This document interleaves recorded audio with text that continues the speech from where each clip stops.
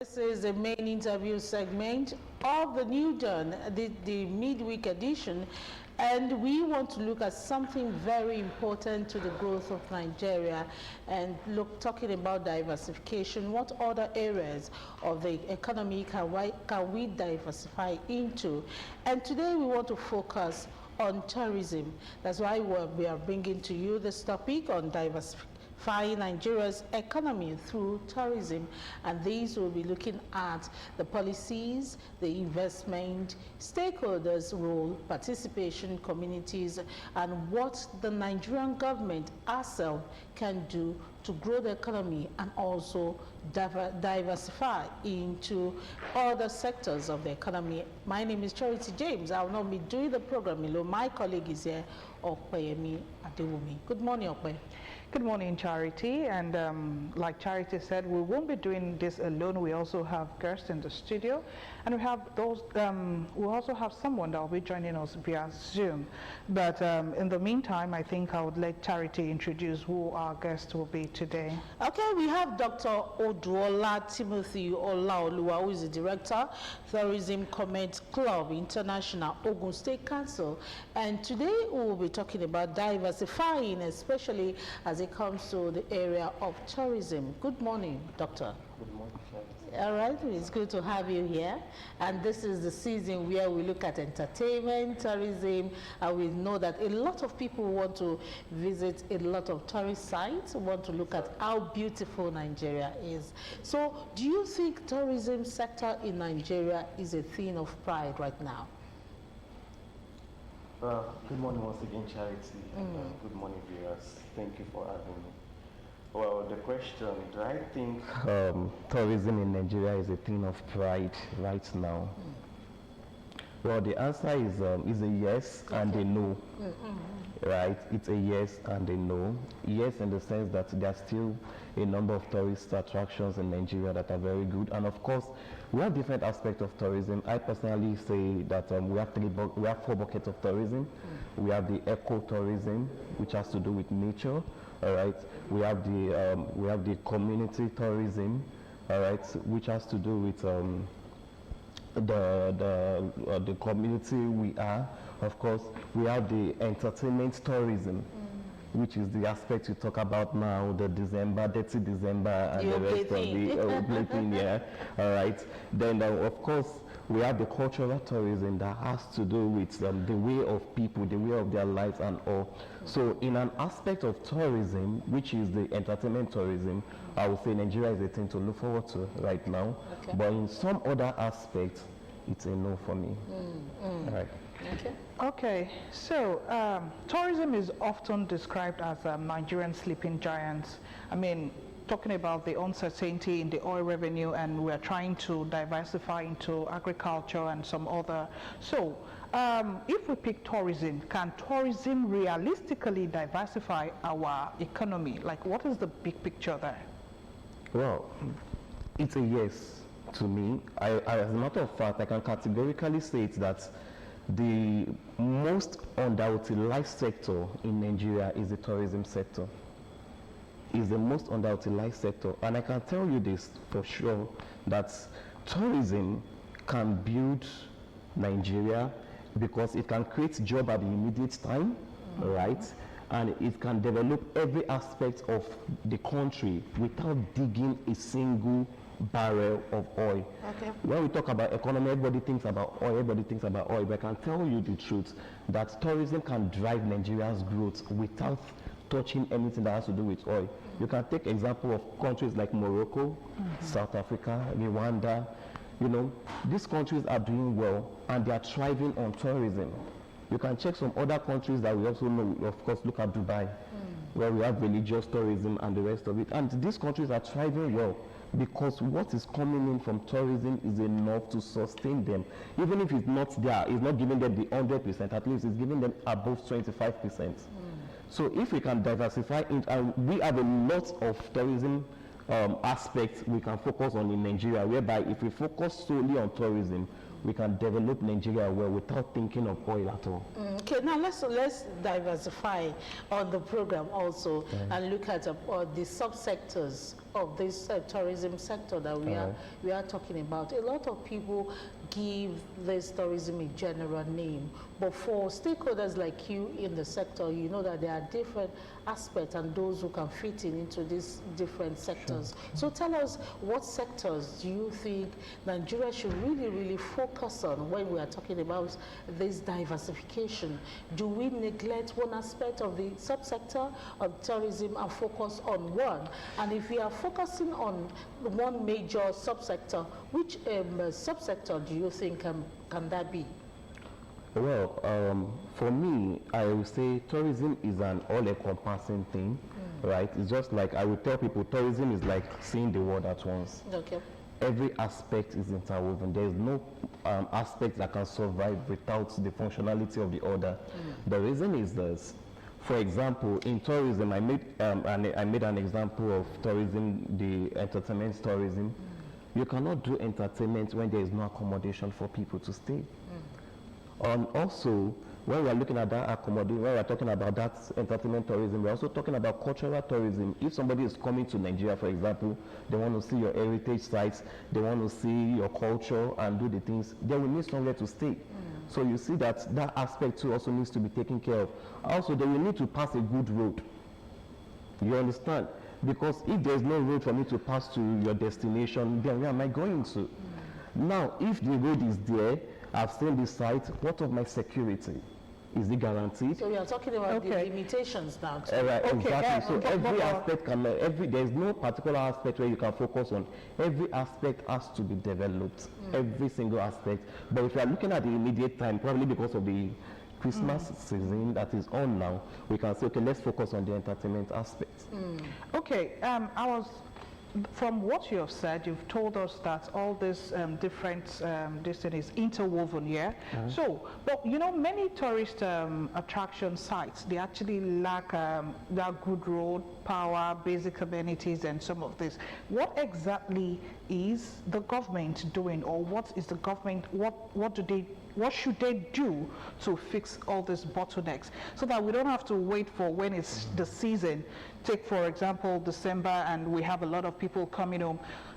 That is when you say, okay, let me fix this road, or let me do this, so that people can come in at any time they want to. How do the government fix this bottlenecks?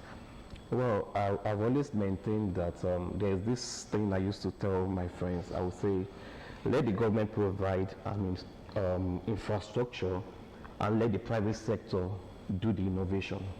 Okay. All right. What is the government doing? Provide an enabling environment whereby I am sure that your policies are standing. Not that if you make a policy today, in the next 1 month or in the next 1 year, that policy is no more standing. So if you can give me an assurance that the policy you are giving me becomes a blueprint whereby even if the government of the day leaves the seat, that policy still stands. All right. Now it will drive people in the private sector to come and invest their money and build innovation. The government cannot do it alone. Don't get me wrong. The government cannot do it alone. They need the private sector. But the truth is this: it is the duty of the government to provide an enabling environment, which is the structure, the road, the security. Then let the private sector now come in to build the innovation. So the reason why we are having deficiency in most of the tourist attractions is because the private sector are scared that if I bring in my money and put into an investment, what is coming in for me? Because the government can come tomorrow and say, this policy I gave you yesterday is no more functional today, and everything goes into the drain. I know of a particular place, area, let me use that word, area, and of course we are in Nigeria, we know what's happening in Abuja. We know, so I stay in Lagos, you're right, and there's a particular place in Lagos right now whereby an entire street was demolished, and I can tell you in that street alone we have nothing less than 20 clubs, bar and hotels. Okay. An entire street was demolished, and guess what? 1 month after everywhere was demolished, they started selling the land again. Okay. Right. Okay. So anyway, let's move away from that story. Now, from that rather. So now let's talk about security concerns Alright. for people that want to experience Nigerian tourism. Because I've had people say that, oh, Nigeria is no longer safe because we've had issues of kidnapping, banditry, and insecurity generally. What should be put in place so that this does not become a problem? Because if people take Dirty December, for example, and I've had people that say that, oh, they cannot come home for Dirty December anymore. If the country is no longer safe and we're trying to look at the entertainment part of tourism, would we be able to, like in another 2, 3, 4, 5 years, still have the Dirty December vibe? Well, the truth is this. Will Dirty December ever stop in Nigeria? The answer is no. It's just that it should be limited. Okay. Okay, please hold on, Doctor. Let's the second guest, who is actually the Director General of National Tourism Development Authority, has joined us now via Zoom, and we want to thank you for joining us on the program. The topic again is diversifying Nigeria's economy through tourism, and you are sitting on a position that can tell us a lot about tourism in Nigeria. So Ola Awako, we want to thank you for coming on the program.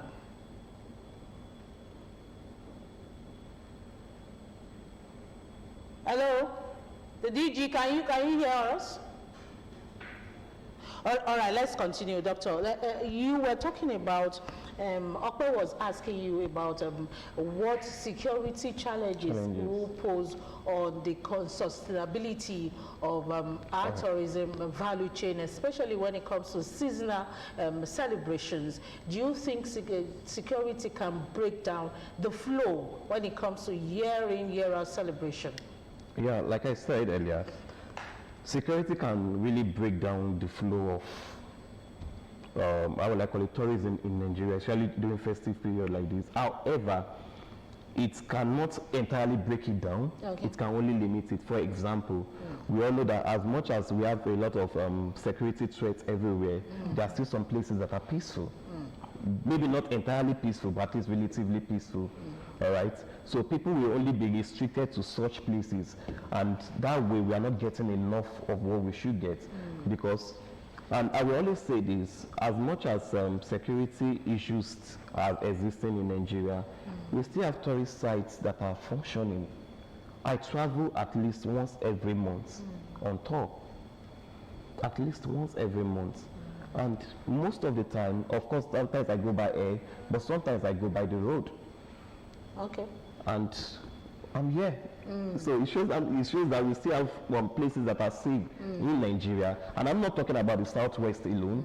I'm talking about every aspect of the country. At least this year alone, there's hardly, okay, maybe if I should count the number of states I've not visited in Nigeria this year alone, I'm talking about it will be maybe like 5 or 6.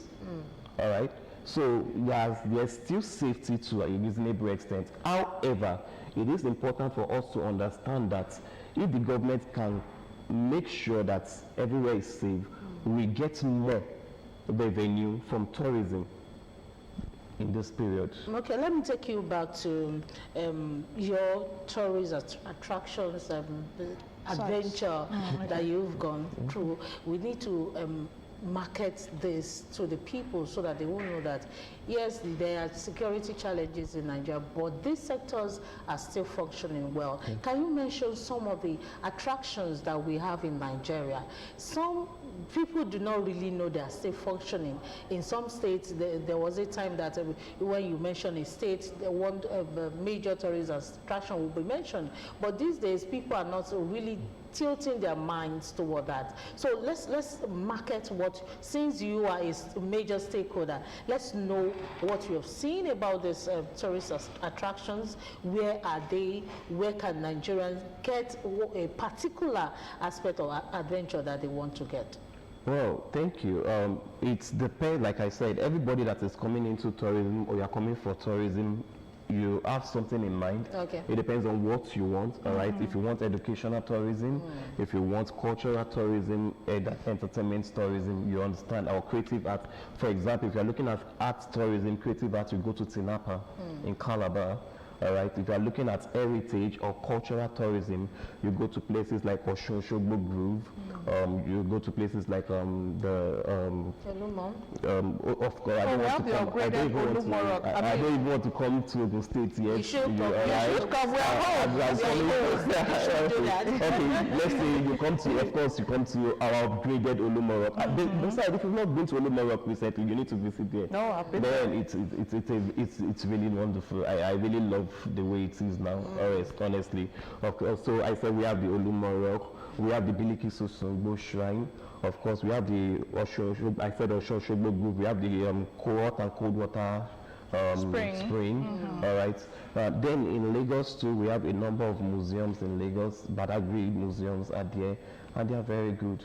All right. And of course, we have the waterfalls in Calabar. We have the waterfalls in Osun, Erinjesha. You know, we also have Ayekunugba waterfall. I was talking to someone recently. Ayekunugba waterfall is the only waterfall in Nigeria where you have to go down to see the waterfall. You know, when you go down, is that the one with the 7 steps? Yeah, you go down. Then when you're coming back up, you know the number of stairs you have to climb. You are tired, you are worn out, but that is the fun. I think we have Ola Awakon back on the screen.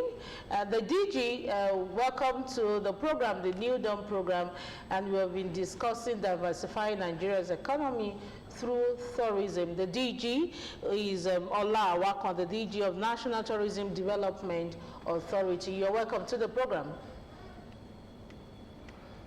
Good morning, sir. Can you hear us? You can hear us. Okay. Oh, you can hear us. All right. Okay, we'll still come back to him. Let's continue, Dr. Timothy Odola. We have been discussing about what tourist attractions we have, and majorly you have mentioned those we have at the south, the southwest. What about the north? A lot of people do not want to go to that area. Do we have tourist attractions there? Well, I would be lying if I say we don't have tourist attractions in the north. All right, it's just that security concerns have made a lot of these attractions docile, right? Because of course, when we talk about security concerns, we know it's more prevalent over there than down here in the south.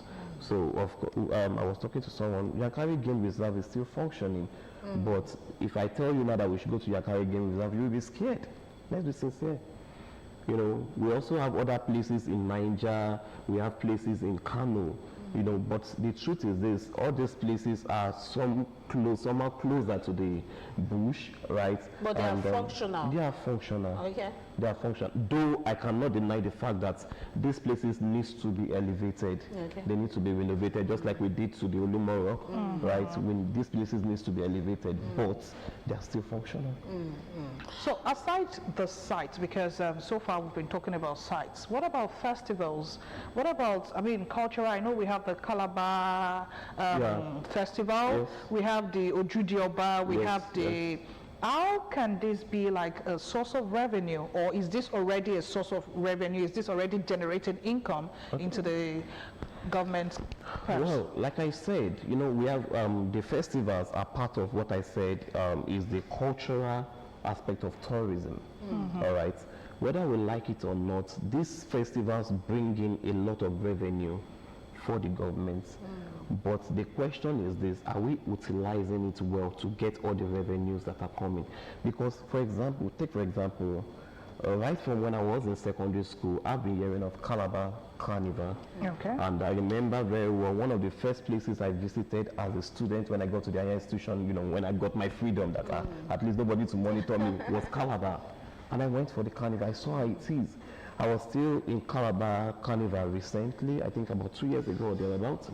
And I saw the way it's functioning. It's functioning well. We have the Ojudioba festival too. Doctor, we have to crave your indulgence and have this short break, or we'll come back we'll continue the program. All right, we'll continue with the main interview segment, and now we have the Director General of National Tourism Development Authority, Ola Awakon, here in the studio with us, but he joined us via Zoom. Good morning, Ola Awakon.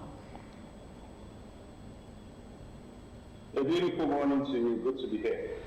All right, we have been discussing how the government can diversify the oil's our relevance on the oil sector, and we want to look at another sector, and today we are choosing the tourism sector for the government to look into. You are sitting on a position that we want to know what your position is doing, or your space is doing in ensuring that we have a good diversification from oil revenue that we have in Nigeria. Now, Nigeria is seen as one who depends solely on oil revenue. Can we use tourism to diversify, or look away from what you think oil can give us and look at the benefit that tourism too can give us? Is it possible for us in Nigeria? Well, thank you so much for having me. As the newly appointed Director General of the Nigerian Tourism Development Authority, what we're trying to do is to work in line with President Bola Ahmed Tinubu's renewed global agenda in terms of diversification. He believes so much in tourism as a sector that we can use to diversify from oil. Now, if we look around the world, we discover that most countries have used tourism to develop their economy. If you look at Maldives, for instance, 38% of GDP is being contributed from the tourism sector. If you look at Macau in China, 37% is being for GDP of the country. If you look at other countries like Aruba, which is 40% of GDP in the country. Now, Nigeria has more than enough. Nigeria has more than enough to contribute and to build our economy through tourism.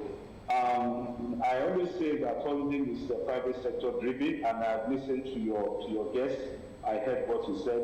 And my own agenda is to do what I call storytelling for tourism development. I've been to some tourist destinations in Nigeria, and I know that if we do the right thing, we are intentional about working through this path of using tourism to diversify our economy, we are going to get a whole lot from it. Tourism is a value chain sector. If we bring in the likes of, if we bring in transportation, we bring in other areas like transportation, hotels, flights, and more. Tourism is going to contribute over 25 to 30% to the GDP. Now, what I am focusing on as the Apex agency for tourism development, for marketing and the development of tourist destinations, is to see how we can use public-private partnership to build a good, business sector.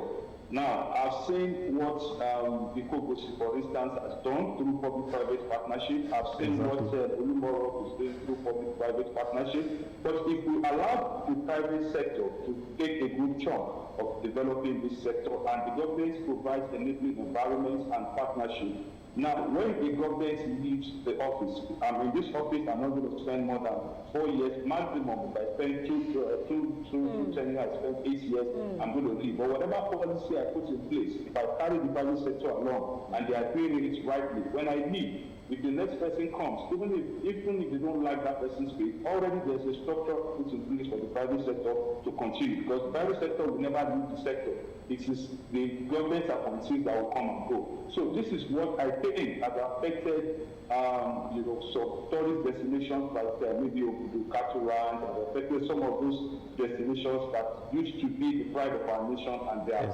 no longer as they used to be. So I think there's a whole lot to be done with the private sector. What I am doing is to also see how I can use storytelling, as I said. I was in Ghana for the Creatives Connect network, and I made known to them that, look, Nigeria is a microcosm of stories. If we pick on stories from our tourist destinations and turn them around, to sell our destination to the global society. You will discover that we will tell stories 365 days of the year without visiting a particular story. Ile-Ife is a typical example. So my administration, through the renewable agenda, we are working to use storytelling to bring stories of these tourist destinations, the stories of our heritage sites to the world, but to attract them to the country to spend money. Now, let me give you an instance of what we are spending. Now, 30 states, for instance, is allocating 10 billion, for Hajj to Saudi Arabia. Now, look at 10 billion to contribute to the economy of Saudi Arabia. Now, if we convert that, that is over $6 to $7 million that we are putting, that is outbound, that we are putting to the economy of Saudi Arabia. Now, if we turn this around and develop our own tourist destinations and use it to invite other international tourists to the country, then this money will be coming into our country and we use it to develop other sectors of the economy. So I tell you that tourism is the next oil for us in this country, and I just got appointed like 2 months ago, and I am doing my best to partner with the private sector. I'm doing my best to involve those in diaspora to come into it, and let's see how best we can develop our tourist destinations to attract investors, to attract tourists to the country, and also our festival. So there are plans in line to ensure that we make this happen for us in Nigeria. Okay, since we are talking about your involvement in the government's involvement through your office in all of these changes that we want to see in this sector, have you looked into the policies now? Because a lot of people, a lot of stakeholders are saying one major limitation for the growth of tourism in Nigeria is the policies of the government. And if the government wants to really ensure that the tourism sector is used now as the new oil in Nigeria, can these policies be retained, be sustainable, and be seen as a document that will outrun even the people that are holding some offices after they have gone? These policies, can it be used after their tenure? So I can tell you categorically that the problem of Nigeria is not the problem of policy. We have policies, we have fantastic policies that we can use to drive tourism, for instance. But the only issue that we have is implementation of these policies. And if we look inward, for instance, now in my own agency, that's the Nigerian Tourism Development Authority, our mandate is to market Nigeria. Our mandate is to ensure that these tourist destinations are being developed, and the tourism is capital intensive in terms of spending. Even if you want private sector to come in, if you want investors to come in, you have to spend to create enabling environments that when they come in and they see the level you're taking it to, they will be able to invest. So we have policies. For instance, there are some levies that we need to start taking, which we've not activated. There are some collaborations that we need to start doing, which have not been fully activated, which my agency, which we are going to do to move on from the Ministry of Arts, Culture, Tourism, and Creative Economy, which the minister is doing her very best to ensure that we put this in the right perspective. Can you hear me? Yeah, we can. We can hear you. We can hear you. Okay, yes. So that we put this in the right place. So our problem is not policy. We have great policies. You understand? The only thing is implementation of these policies is what we need to work on. And from my own end, from next year, we are going to start looking at these policies and putting them in action. We are going to, involve, it's going to be stakeholders meeting with the private sector next year, and which I'm going to roll out my strategic plan for bringing freshness to the tourism sector. Also, I'm going to be working with traditional rulers in Nigeria, because I feel that tourism is community-based. I want to tell you the fact that there are many tourist destinations that have not been discovered.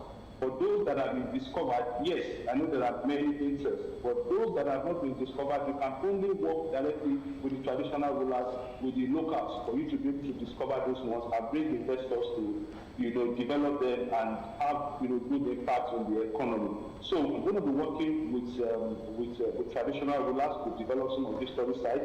I'll tell you that there is a place. I had a conversation with traditional ruler in a place in Yewa, they call the place in Boro. That's where my mom is actually from. Yeah. And the king of that particular place told me that what we have in Ikogosi, they have something that is even quite bigger than what we have in Ikogosi, in Yewa, in Boro. And that's not been developed. You understand? So we are working to make sure that we develop some of it, but we may not know these things exist until we have a conversation with the locals, until we have conversation with the traditional rulers. So we'll be collaborating with the Oni of Ife to ensure that we bring all traditional rulers together and all the A-class traditional rulers to see how best we can work so that the communities will own these festivals, the communities will own this heritage site and be fully involved in the development, so that we know that, look, the federal government is doing it, the state is also doing its own part, and also the local government and traditional rulers are doing their part, because it is a collaborative effort. Okay. President Bola Ahmed Tinubu cannot do it all. He has created an enabling environment. He's creating an enabling environment. He's making sure that we have good security, as you know that he's also doing his best. Talking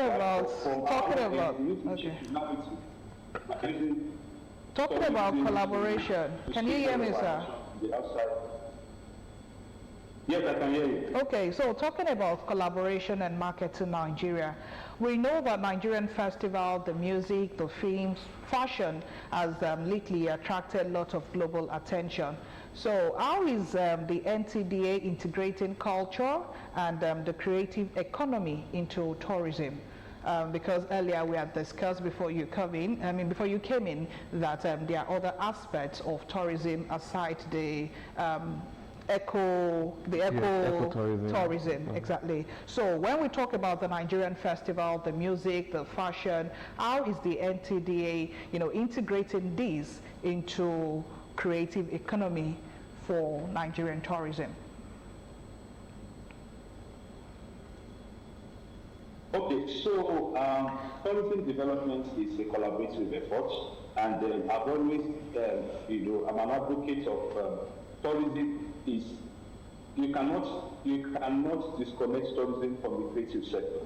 I just said that part of my agenda is to use storytelling, to promote tourism. And storytelling is part of the creative hemisphere of this country. For me, I'm a storyteller, I'm a playwright, I'm a poet, I'm an actor myself, I'm a dancer, director, I'm a choreographer, and also a journalist. So I know the power of storytelling. For instance, there have been plays that I've done in the past that I'm still working on to ensure that we tell the stories of our heroes, of those who have contributed immensely to our cultural existence in this country. There are plays that we can write, and if you're writing this place, you are bringing the creatives on board. The program we went for in Ghana, which is the Creatives Connect Africa, shows a synergy that can work between the creatives and the tourism sector. So, as far as the Nigerian Tourism Development Authority is concerned, we are doing it. It's a kind of holistic approach that we are using for tourism development. So we are bringing storytellers on board. We are bringing the music on board. I just did a project. We just did a project a few days ago that's called Niger Flavor, and that is what we're using to drive the narrative from next year. Now, Niger Flavor is a synergy of music, of dance, of theater, of food, of fashion, and all this put together, because that is what we use to drive our own vibe. Nigeria has its own vibe, and its vibe is inherent in its food, in its clothing, in its music, and this is what the world wants to see. I remember in Ghana, there are many countries, there are many individuals who are key drivers of tourism and creative economy in those countries that are really interested in coming to Nigeria to see the abundant assets, cultural assets, and tourism assets that we have.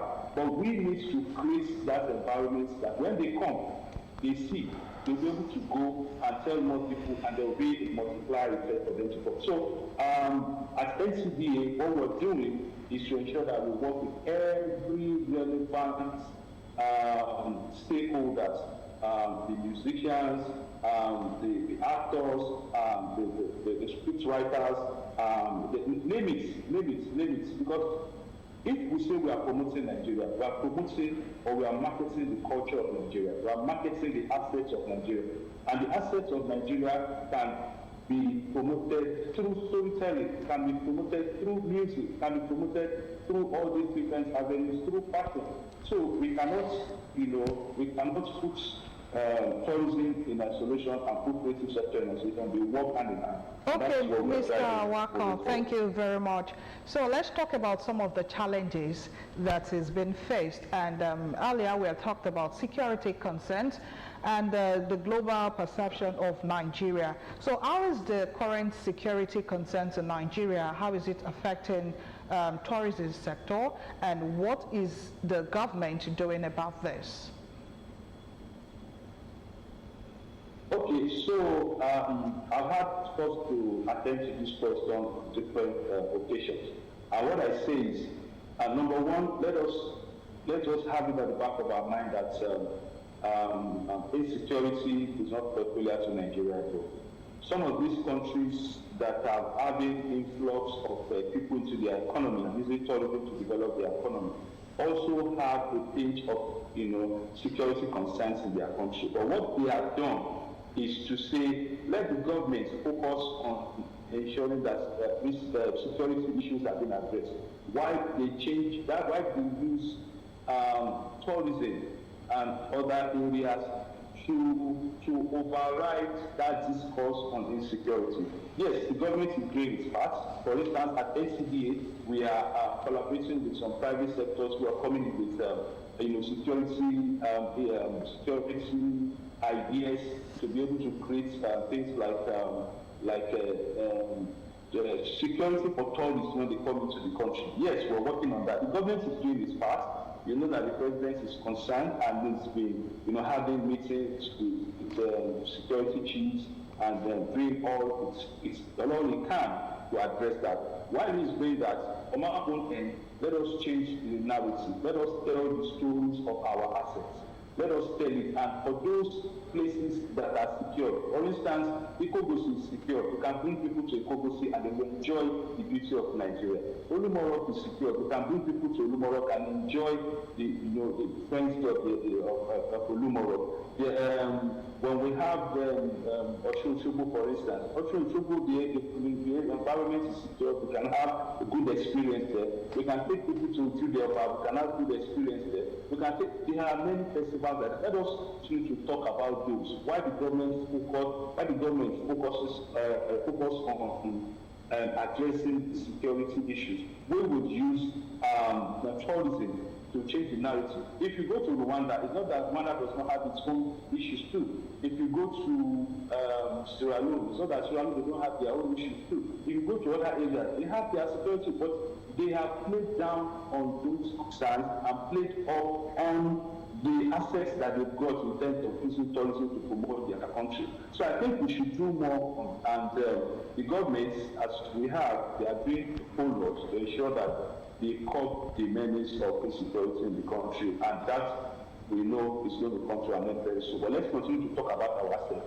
Let's invite people down to the country, because people still go to those countries that are even fighting wars. People that have the security issues and there are war. People go there and they still have fun and they enjoy the splendor and tourism assets, and they still spend money and give to the economy. So let us also do that. Play down on the concerns while we find a way to address it and also talk more on what we've got as assets to bring people. So that I think personally that's the way to address it, try to change the narrative so that rather than just bringing more people, because as I tell you, as I speak to you now, the way we have played up the insecurity concerns in this country, people think that all the streets of Nigeria, they are not secured. And look at you in your studios, you can go to your houses, you're fine. although there are areas that have these concerns, there are pockets of insecurity, but let us play more on the good parts and let the government address the insecurity. Okay. So that's my own. The government should do its part. We should do our part by talking more on the cultural aspect that we have in the country. All right, thank you so much. We'll come back to you, but we want to take Dr. Oduola on. Dr. Oduola is the director of Tourism Comment Club International, the Ogun State Council, and he has been in the studio before now. Let's talk about young entrepreneurs. You are in the private sector of tourism, and I know that you have a lot of people in your club who are very young, and you are taking up this tourism as a source of income for yourself. So are you looking at the digital tourism?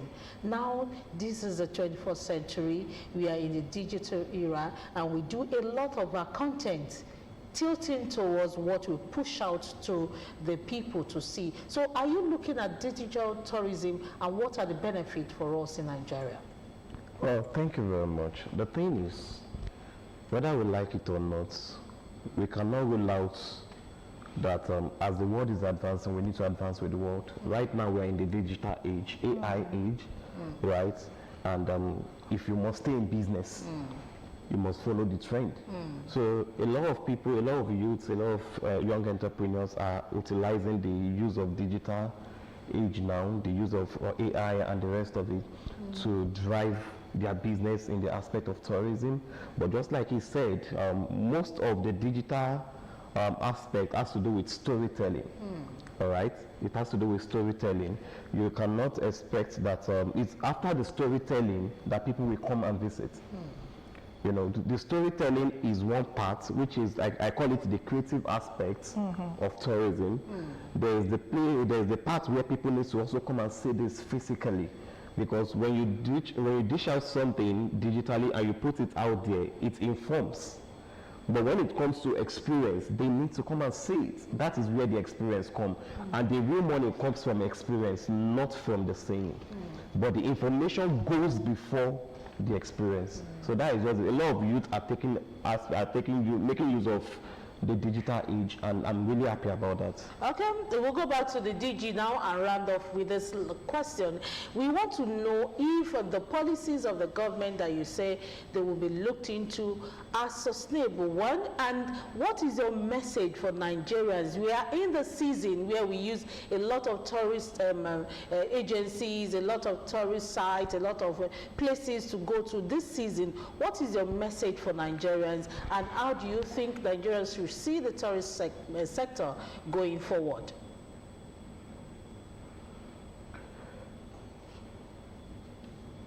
Okay, thank you. So I think, number one, I want Nigerians to see the tourist sector as the gold mine. The tourist sector is such that we need to focus on to be able to drive our economy to the next level. Now, and this has to do with individual efforts being put into achieving this. Like I said, we had a program a few days ago that's called Nigeria Flavor. Nigeria Flavor is a collection of all the chains that are connected to tourism, the creative, from the music, from the food, to the art and all that, put together to give a good experience of what we have as assets in Nigeria. Now, for individuals, number one, how much of our indigenous or our local attires do you put on to encourage international tourists to come into the country? How much of our food do you talk about? How much of our, cultural assets do you talk about to the global society for them to come and see and spend their money here in Nigeria? So it starts from individuals. How much of our cultural assets do you speak about using your platform rather than doing other things that will not add up to the development of tourism in the country? Yes, this is 30 December as it is called, and a lot of money will be generated in the economy.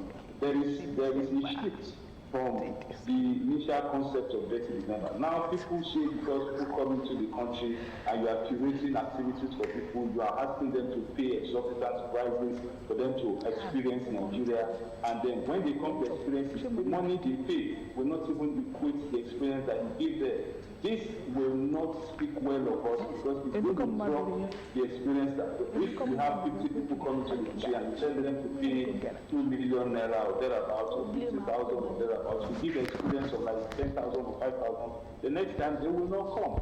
So let us sustain at a level that when people come, you give them something that is commensurate with whatever they are giving you, so that they have a good experience to go back and talk about the nation. So it's a individuals from the private sector to the drivers of the tourism sector to the government itself, to everybody. Let's play our role. Let's be patriotic in seeing tourism as the gold mine for the development of our economy. Like I said, we have the policies, and the policies will be implemented to drive this. Public-private partnership is the way to go for the development of tourism in this country, and the government is doing its part. From our own agency, the Nigerian Tourism Development Authority, will stay put with our mandates, and we work with every relevant stakeholders who have good initiatives, who collaborate with them, and we bring the investors on board. I love what the guest spoke about in terms of storytelling, which I also said that look, it's only through stories that you can get to come in and see what you have told them about. So when they come, then you captivate them through storytelling. When they come, you attract them and you keep them down. And they will go back and tell about what the experience they had and bring more people that will multiply effect. So it's a collective effort. Let individuals play their role to talk about the tourism asset that we have. Each one tell one, and we have a good economy that will work for everyone of us. Thank you so much, DG. And on a lighter note, you talked about dirty December and Oblé. So we believe that is the Oblé season, and we intend to Oblé till January. So thank you for being a part of the program today. Okay, now we'll continue the program, and the program will go a little bit behind schedule because we'll have a little time adding to the program. Now we'll continue with the Director Tourism Comment Club, International Ogun State Council, Dr. Timothy Oduola. He will be talking about things that we'll still have asking about tourism and what we should expect. In this era of technology, digital world and all that, do you have any technology that you think the government should infuse into implementing their policies? People are going beyond the natural way of doing things, and they infuse a lot of technology, a lot of technical know-how in some areas. Is technology useful in tourism too? Well, like I said earlier, once the government puts a structure in place, innovation will come in. Private sectors can drive this technology more than the government. The reason is this.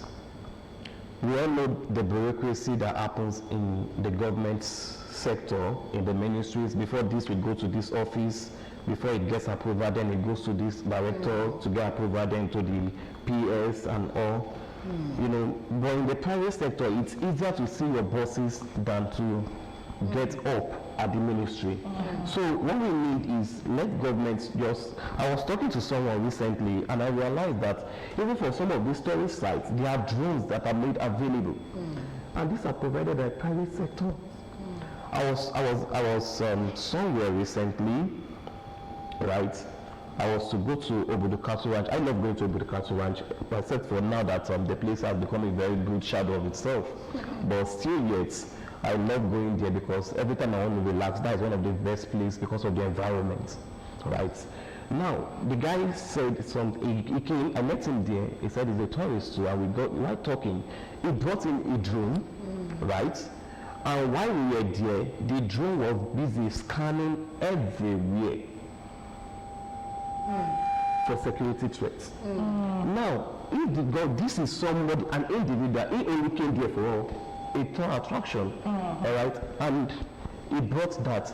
Can you imagine if it were a private organization that provided that? Definitely they will provide a better one than he's doing. Than what he's doing. All right. So that is why I said, let the government just provide an enabling environment, which is the structure, policy, the road, the security, then leave the private sector. Won't the private sector take more than the government? I think the government is trying to look at the parents. That is why there should be policy. Okay. The policy will tell you how much you have to remit to the government. For example, we have transportation in Nigeria. In Lagos, we have the BRT. When you look at the number of BRT buses in Lagos, you realize that it's not the government, state government that owns everything. That owns all. All right, but the government owns everything. You understand? The government owns everything in the sense that it is named after the government-owned BRT. However, it is run by a private thing. So you know how much you make, you know how much goes to the government. And there's a way there's technology now whereby every money that comes in is being checkmated.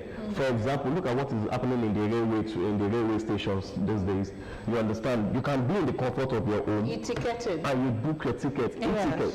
All right. So the government can know how much comes in. You're right. Then from there you can know how much is going to the private sector, how much is coming into the government. And I think I also agree that the private sector should have a larger input, because the government is not static. You have 4 years, max 8 years, and they go and come. Soja goes, soja come. Anyway, so let me also ask, one of the challenges so far has been exploitation on part of the locals. So when we have tourists come in, the locals tend to exploit them. I think there's been a lot of complaint, especially at this period where the prices, hiking prices of hotels, on transport fares, on even the centers, the site centers. If it used to be 500, then Christmas or festive period is 2,000, 3,000. What exactly is this doing to tourism in Nigeria? How is it affecting tourism? And should it be the norms, or are there measures to this? Well, the truth is, there should be measures to this, but it has to do with having a regulatory framework, which still boils down to the organization that governs the tourism body. All right, whereby if I come here by January and this thing is 20,000 naira, I expect that even when I come by December, it should be 20,000 naira. But generally there's what we call when there is high demand, definitely, and there is less supply, the prices tends to go up. Okay. It happens a lot, even in the transport system, even in the oil sector. When there is high demand, definitely it becomes how will I call it now? It becomes it goes to the highest bidder. All right, that shouldn't be what it should. It shouldn't be like that, but that is what it is. And it happens because there is no regulatory framework to checkmate those things. So what we need is, if there is a regulatory framework to checkmate this will not be happening. But then how can you checkmate it when there is no policy to guide them? You can run an hotel now, and somebody will tell you, I have an hotel and I'm not a member of the Hoteliers Association. So how are you running an hotel? You understand? So that is it. Then also we also know that the locals also exploit people, especially when they see foreigners or people that are not from their tribe. They tend to exploit people, and it has to do with we now orientating people. Okay. Because I tell people, not only do we have to change the orientation of the government towards the people, we also need to change the people. We realize that even the people are worse than the government. It's just that they've not seen opportunity. My friend will always say, corruption is sweet when it's related to you. But when it's not related to you, it becomes bad. All right. So I think we need to also change our mindset as a people. Then we can now hold the government accountable to also provide a regulatory framework for these things to operate, and it will not be happening that way. Okay, now let's talk about the business aspect of tourism. All right. And talk about the small and medium scale people who are into tourism. For instance, that if we have festival, we see people come and sell and all that. How can these small businesses benefit from a sustainable tourism attraction attraction on tourist site, can we have a permanent way of having our site running? Is it possible? For instance, now for Olumo, let's take Olumo for instance. This season, you will see a lot of people and they will make a lot of sales. Can we make it that way that come festive period or not, this period, these areas make their profit, the marketers who come to sell at that area, make their profit regularly? Can we do something to attract, to make people come to a tourist site almost every day, all year round? Is it possible? It's possible. It's possible to always have influx of people at all our tourist sites all year round. However, we must also understand that the season also drives demand. Okay. The reason is this: somebody once told me that every money you save from January to December, you end up spending it between the 10th of December and the 4th of January. All right. That is because there is this orientation we've built also in our subconscious that December is for spending. I don't know if you understand me. And my mom will always say December is an examination period. You will get your result by January.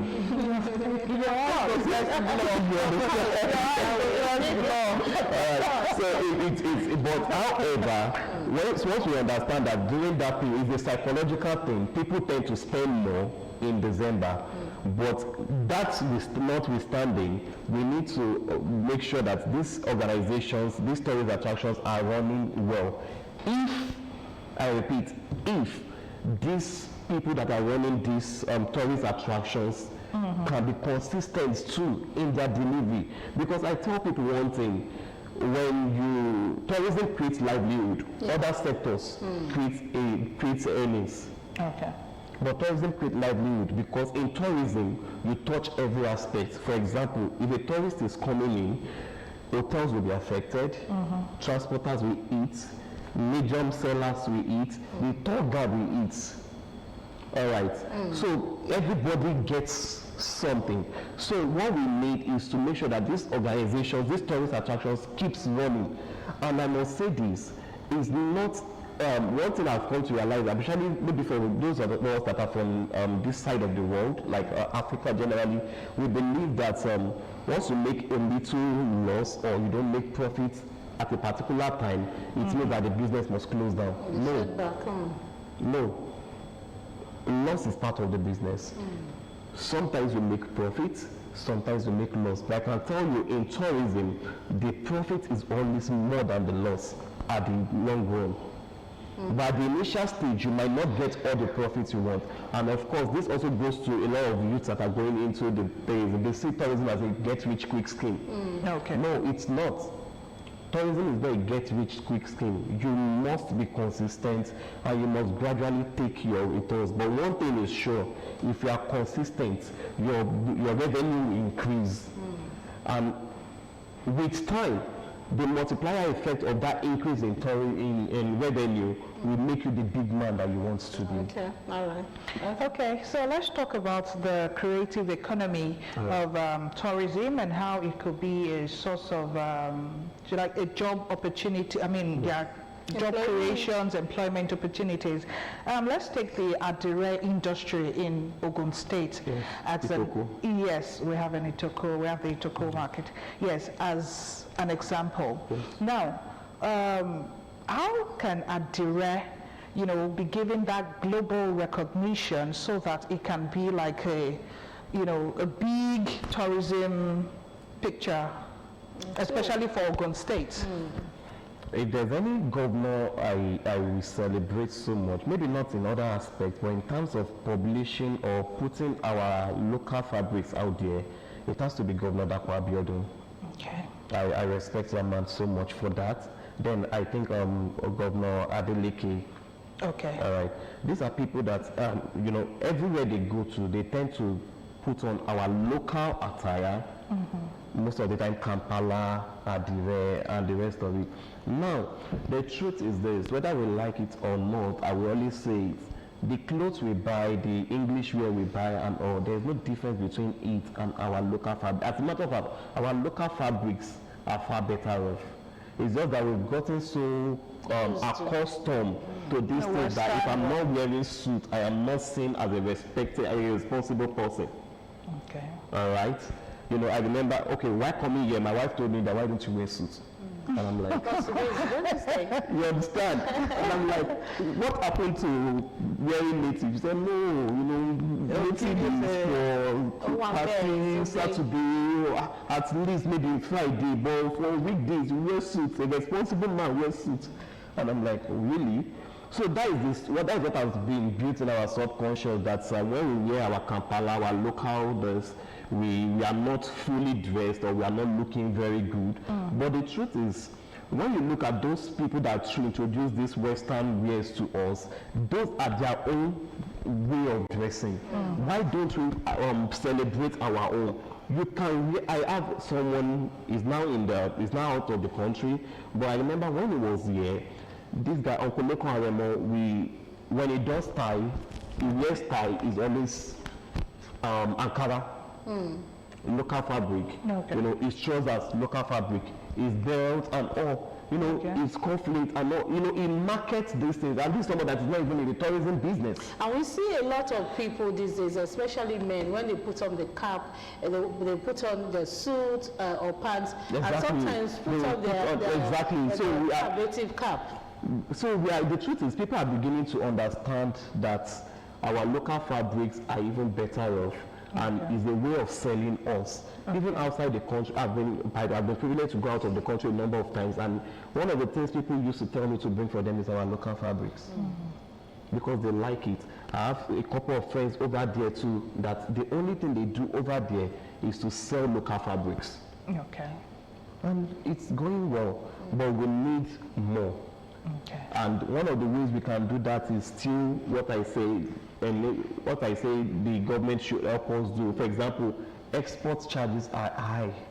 Okay. If the export charges are high, the prices of the goods will definitely be high. Okay, on a final note, what's the message for Nigerians on tourism? We see tourism as something that is for government, and government should take care of it. Is that so? Well, my final message for Nigerians is that tourism is for everybody. Okay. Tourism is for you, is for me, is for all of us. The government will not do it alone, and we ourselves will not do it alone.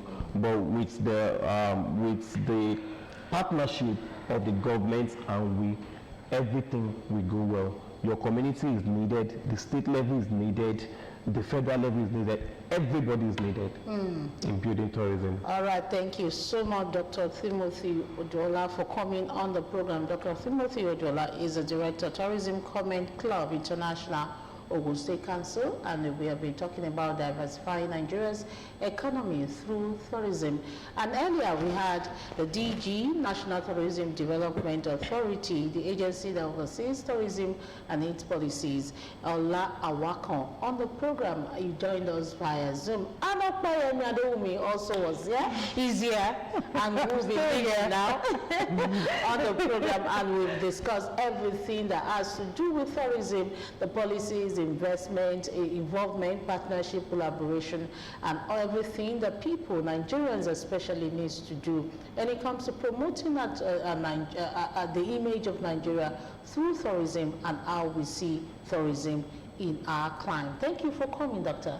Thank you for having me. And Okpei, should I say thank you for coming? Okay, I'm happy to be a part of the program this morning, and this is where we draw the curtain this morning. Many thanks for being a part of it.